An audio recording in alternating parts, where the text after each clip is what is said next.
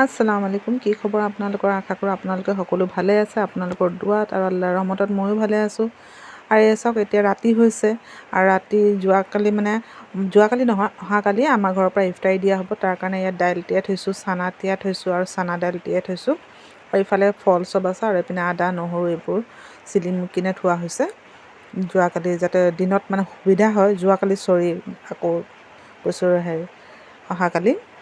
আৰু এইপিনে কাঁহী বাতি কিছুমান ধুই মেলি চব চিজিল কৰি থৈছোঁ। আৰু এতিয়া হৈ গ'ল নেক্সট ডে।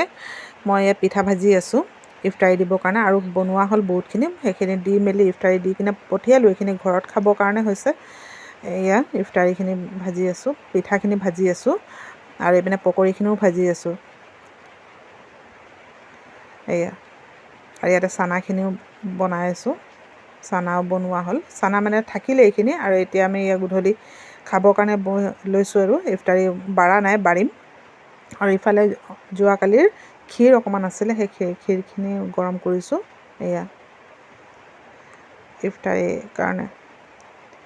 আৰু এতিয়া ইফতাৰী কৰা হ'ল, আমাৰ বহুত দেৰিয়ে হ'ল। আৰু ইফতাৰী কৰাৰ পিছত আব্বাই দুটা বুন্ধান পুৰিছিলে, সেই বুন্ধানকেইটা এতিয়া লৈছোঁ খাবৰ কাৰণে।